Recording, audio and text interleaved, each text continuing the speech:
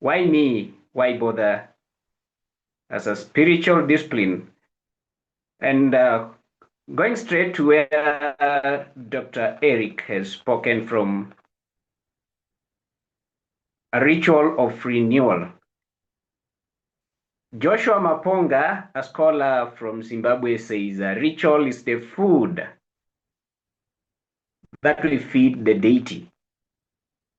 And it is necessary for all of us human beings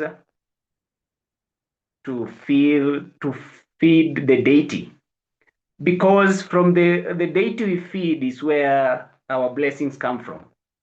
When we stop feeding the deity, then the vice versa is equally true. That means instead of blessings coming from the deity, the curses will start coming from the deity and actually punish us um, as they wish. The ritual of a renewal per se means releasing the stagnant energy, clearing the mind, and transitioning into a fresh season of life.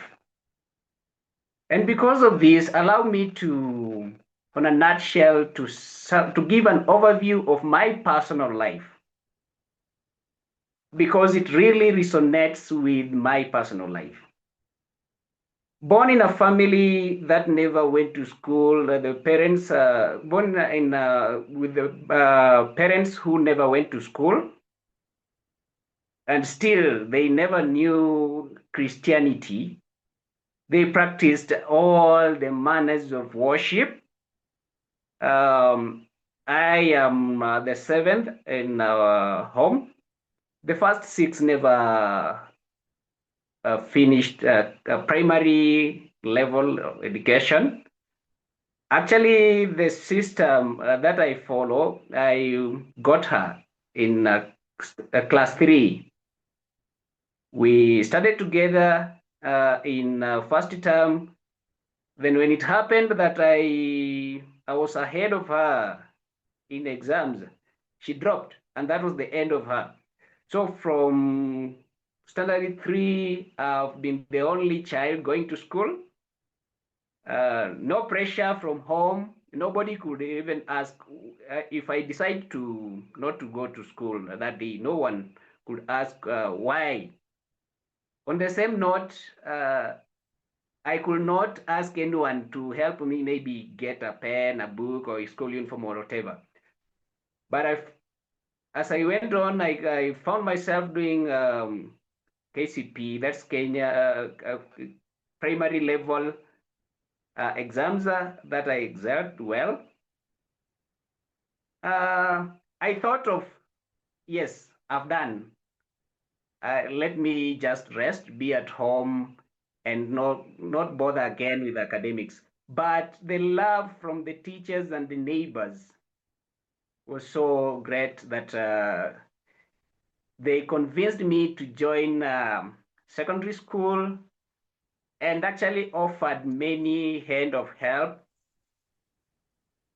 Fortunately, with the time I did my O levels. After O level, I felt like the pressure of school fees and other requirements of school, of academics, are too high for me. So I told myself I won't continue with academics. That was on the year 2005. But by God's grace, uh, uh, from there I started my businesses and farming. These things really paid. Uh, but the home I was in was so hostile. I surrendered Martha's Church and began to focus on money. So it was me with business. I left home, went to a nearby shopping center, found a nice shop, began business, and left church.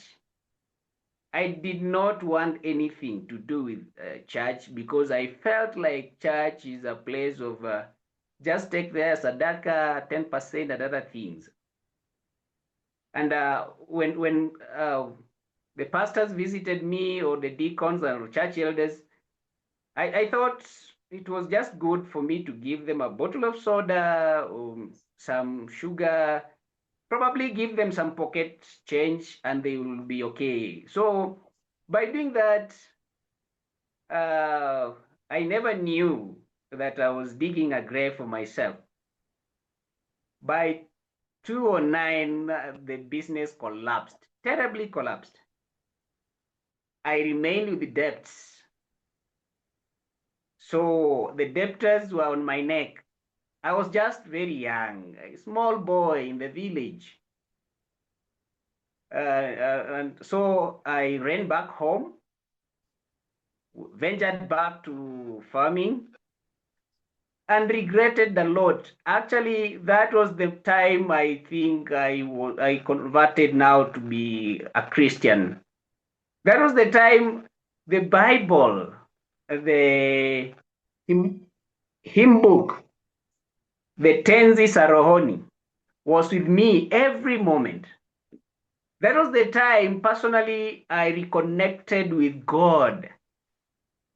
The burdens, the debts I had and all, I made a lot of vows to God, like, God, if you bring me out of this, I'll really serve you.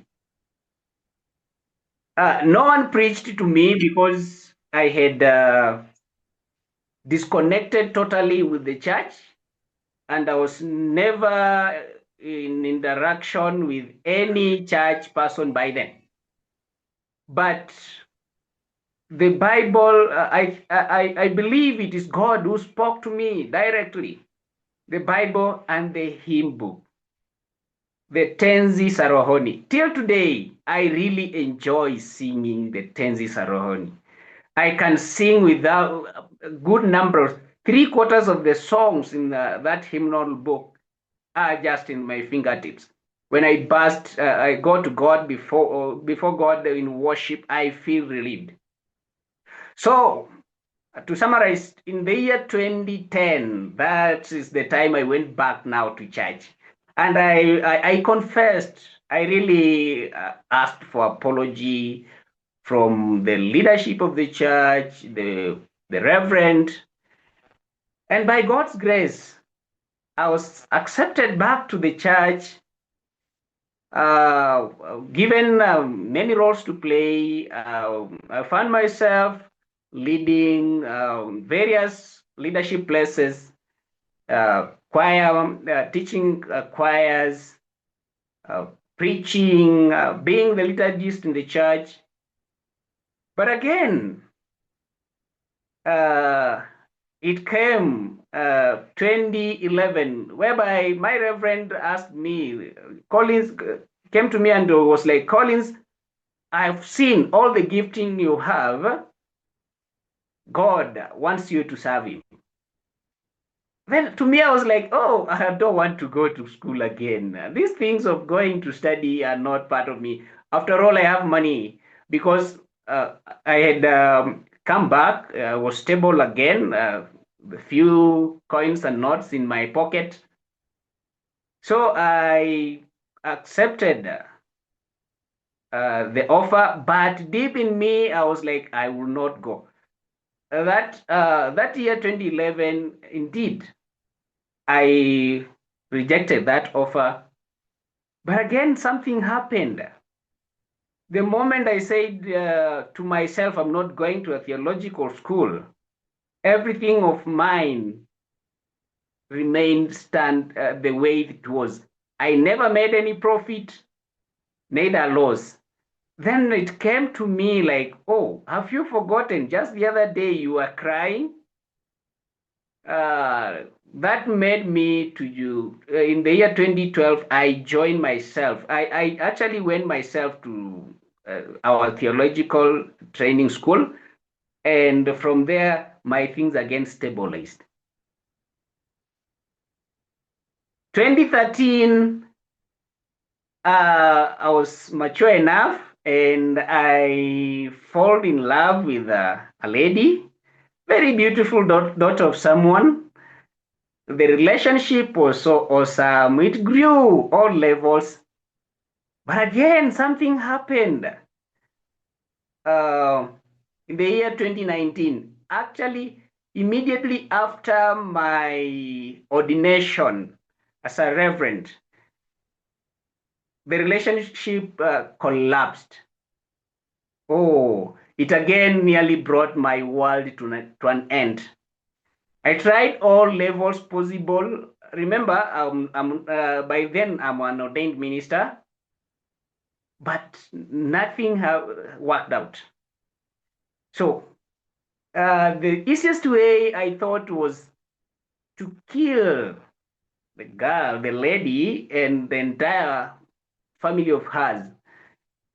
That actually, I tried to do that. I sold whatever I had and went back to my village from Nairobi, where I was stationed. The intention was going there to find, because I'm born in Mount Elgon, and the place is actually very much hostile. We have all the weapons, the guns, and whatever. So I was like, I go there, hire one, and do all the needful things by then, and probably kill myself too. But on that verge, after reaching my destination where I was to do that, I find myself, the spirit telling me, no, you are an ordained minister. Do not do that. So the money I had, I again invested to business and agriculture. That is 2019, August. 2019, December, a friend of mine called me and was like, no, Collins, I know you. You have to come back to school. By then, I was in my bachelor's at St. Paul's University.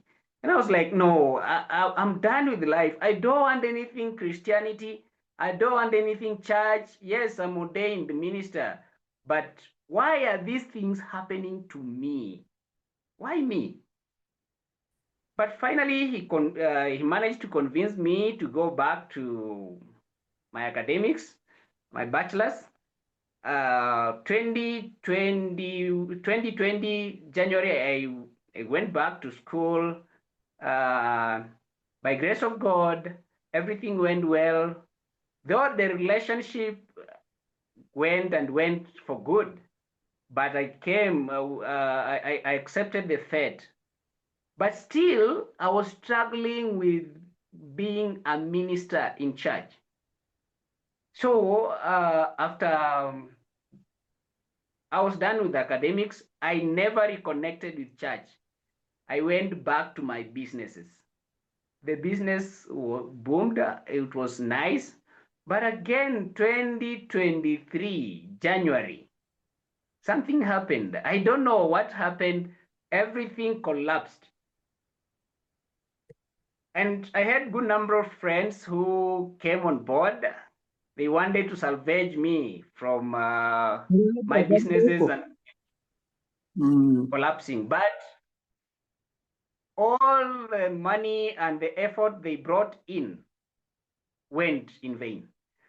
And then I remembered the story of Jonah and the people who were with Jonah in the boat. They sacrificed all of their belongings and threw them in the sea, maybe praying and wishing that it makes the ship lighter so that the waves may not uh, destroy them. But everything was in vain.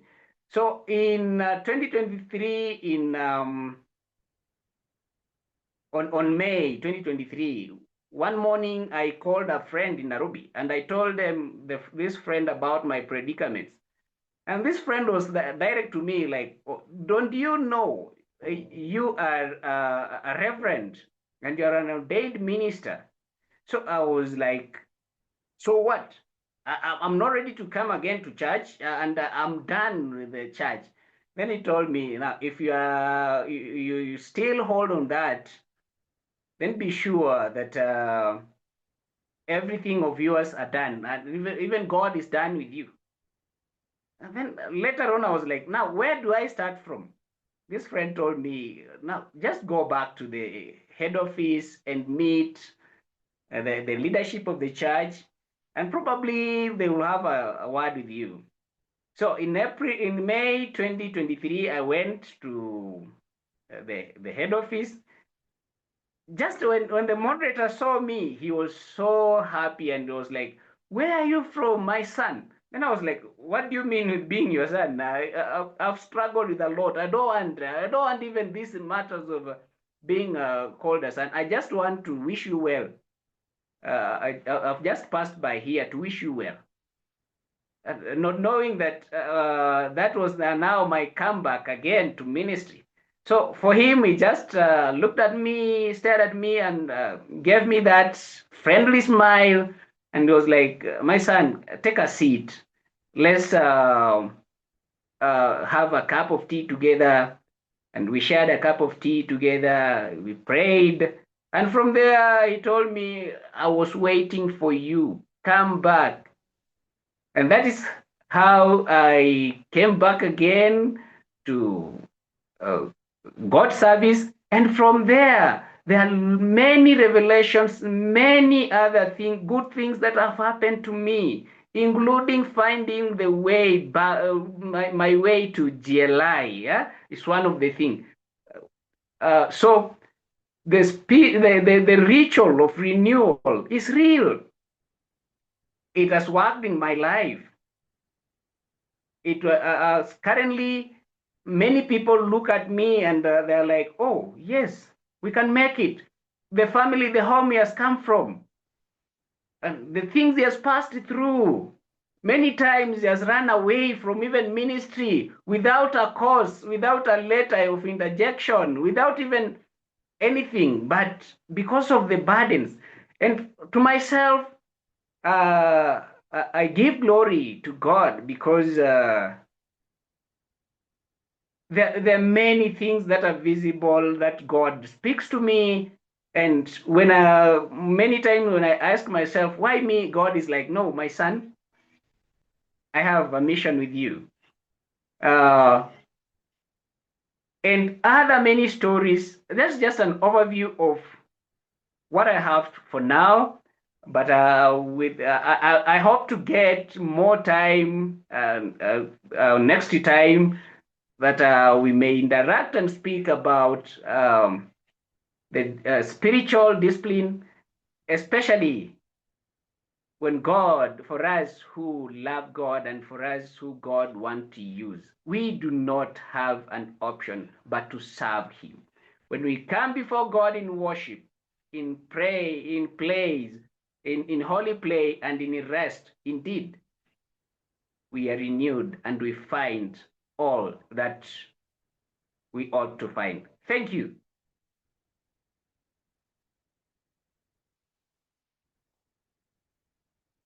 Back to the moderator.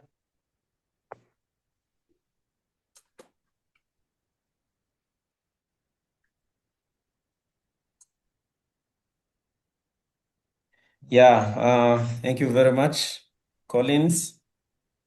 A round of appreciations from participants. You can see their reactions.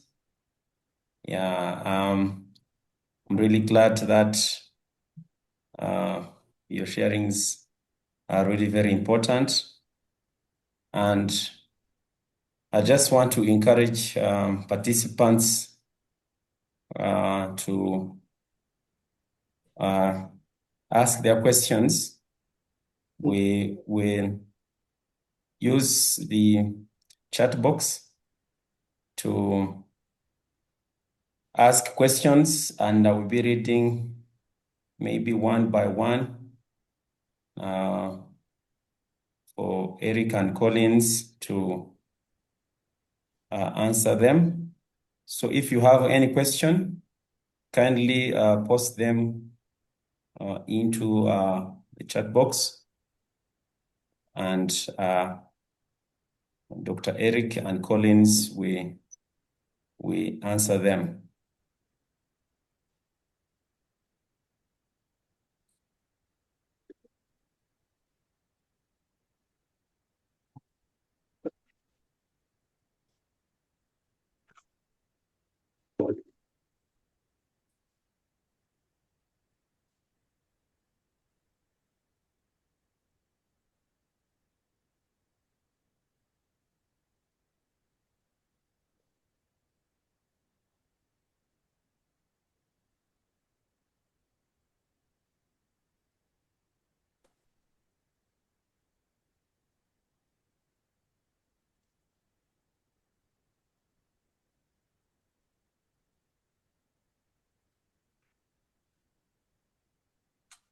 May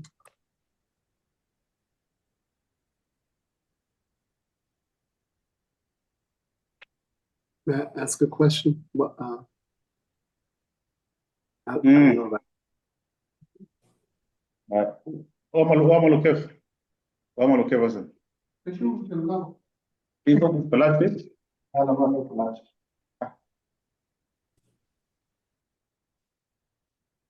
There is one question in the chat box. Oh, yes. From Thomas Olunga. Yes. Yes, I did marry, have a daughter, and many other investments. But all of these things vanished within a twinkle of an eye. But yes, currently everything is settled. We followed the legal process, and the custody of the child is well taken care of, and all is okay currently. Yeah, but initially it was too hard to accept. It took a lot of God's grace, a lot of friends to come on board. Even for myself, many questions were lingering on my head, like, why me? Do I really again deserve to stand before the people of God?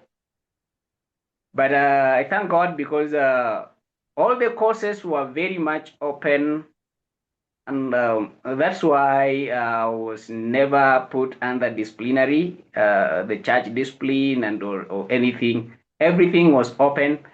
It just needs a good time to share what happened. Yep. Thank you.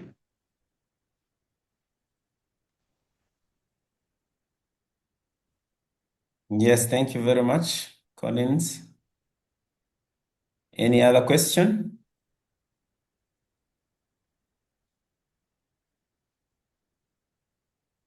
If it is tough for you to write, you can raise your hand, maybe.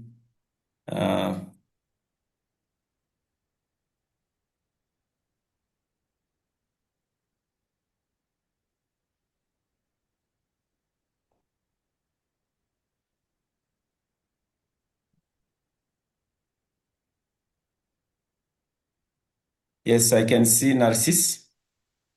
Yes, After how are you? Narcis, You are getting me? yeah, we are getting you. Okay, I think, first of all, I want to say thank you, Reverend, for your testimony. So I want to ask him one question. I heard he said he fell in the love with the one lady, with the beautiful lady. So what I want to know, because he was an ordained pastor, after all the stories that he mentioned, uh, he happened to marry that lady, or just when the things happen, he left the lady.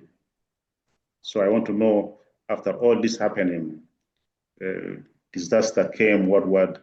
So he left the lady, or now the lady is with him as a wife? Thank you.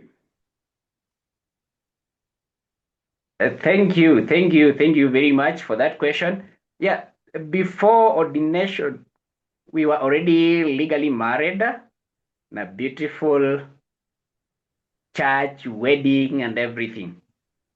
Now, after my ordination is when the relationship went south. And from there, I had a lot of bargaining within myself and everything, many other things, trying to salvage the relationship, the marriage, and everything, but it never worked. And the good of my church elders and my fellow clergy also tried the same, but it never worked. So we only finally I accepted life must continue. the best reason and the best way to serve the Lord. And by God's grace, the people of God, God used these people to come back to me and give me an opportunity again for me to heal and continue serving. And today I'm here testifying for His glory. The ministry is sweet. Everything is going on well. So far, so good. As she also is going well with her life, wherever she is. Yeah. Thank you. Yeah, thank you very much.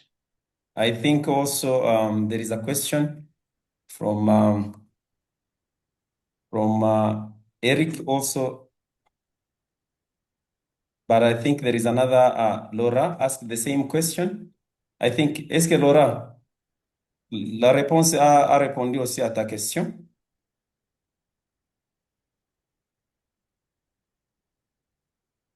Yeah, I think Laurent had the same question.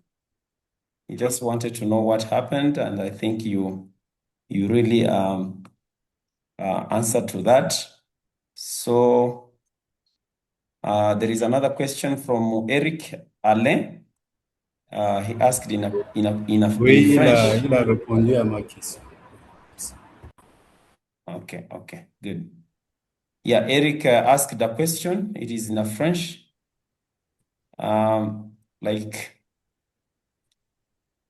Sa question est comment identifier les essais appropriés pour les mettre en valeur comme activité dans le processus de la réconciliation. Translator, you can translate the question.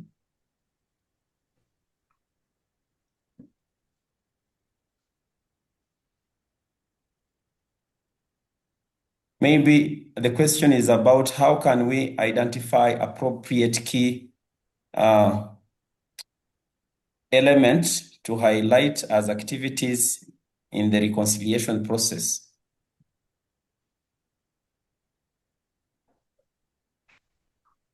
Can you repeat the question one more time, please?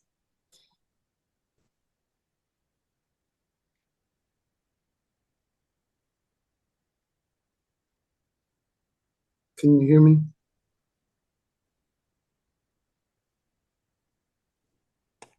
Yes, we do.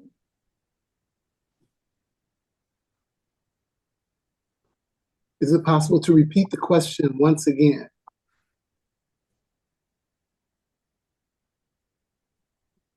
Amen. Did you hear Dr. Yes, Eric? I can hear you. Repeat his question. Yeah. I think a translator was trying, but the question is, how can we identify appropriate key elements to highlight as activities in the reconciliation process? Okay. So thank you for appropriate. Okay. No, thank you. Ce sont les jeux, pas les yeux. Okay. So yeah, I think we need to well understand the question because it is not about eyes, but it is about players, les jeux, instead of yeux. Can you interpret the question for me? Can you tell me what the question is? Since you know it's le jeu. Okay. I don't know if I am a good translator, but it is like how to identify the holy players appropriated for to highlight it is gone. How to identify appropriate sacred games and highlight them as an activity within the reconciliation process. Yeah, this is the right translation. Okay. Thank you. So the question is about this idea of play, and how and really, well, let me just say a word about play. I was a little hesitant to even use that language, because when we think about play, we don't think about anything holy, really. But when I say play, see, when people play, when children play, they are in a very vulnerable place. That they're very open. They're very open, and they're not trying to make money. They're just in a place where they can. It's a place of recreation, right? And that sometimes when I write, and I'm writing as a spiritual discipline, that when I'm writing, or when I'm telling a story, and I feel that this story is for spiritual purposes, that I experience revelation, I experience renewal. Sometimes I think more clearly about things. In fact, when people come to me and they're having disputes in their families, I often tell them, well, did you ever thought about writing a letter to your mother? Because when you write, you go into other places. Your mind, your mind is like your mind opens, and so I think that's a very special place to be in the service of God, when one wants to be renewed. That these are the kinds of things, even art, writing, music, that these are places where we're strengthened, where we're empowered, where we're inspired, where we're encouraged. And those kinds of activities, I'm arguing, renews us for the work to which God has called us. And if God is interested in, as Jesus prayed, that we will become one, or if reconciliation is God's dream for the world, then when we open ourselves to these kinds of activities as spiritual disciplines, that they empower us and inspire us and encourage us and give us strength to go forth into the world in acts of love, acts of service, acts of justice, and acts of righteousness is what I'm trying to get at. Thank you for that question. Yeah, thank you very much, Doctor. And I think, Ale, are you satisfied?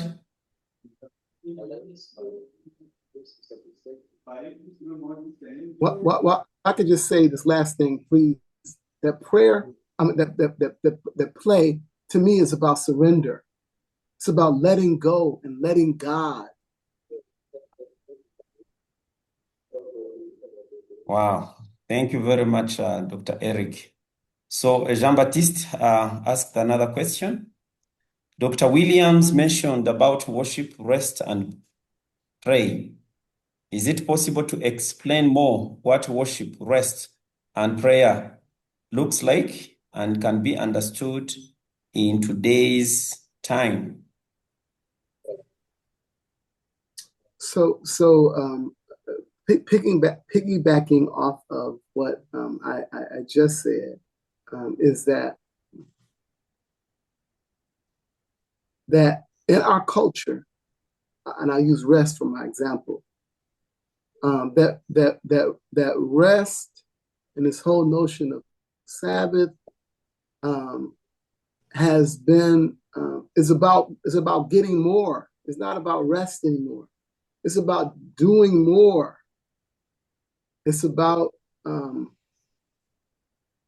often it's about hoarding and about taking and about gaining more, instead of it being about a time that you set aside to be still and be quiet before God.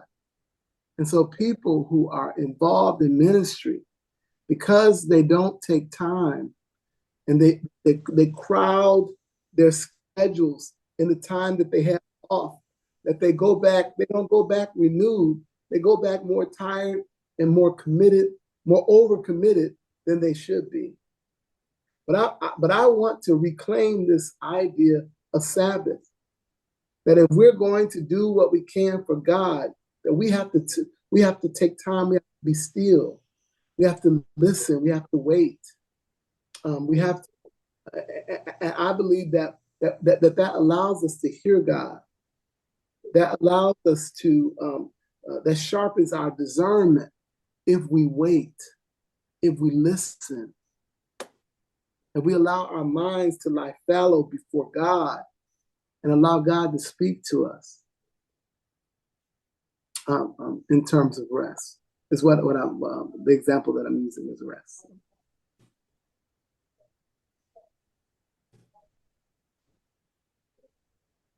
Thank you very much.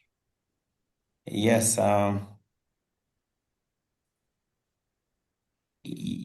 Eric also thanked for the response.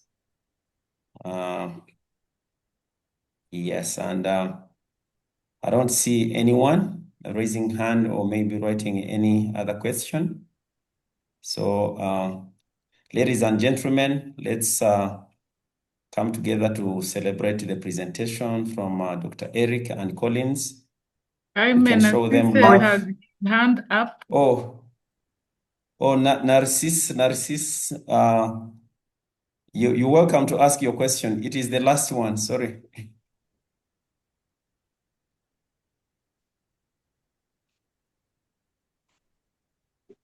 Narcis, can you hear me?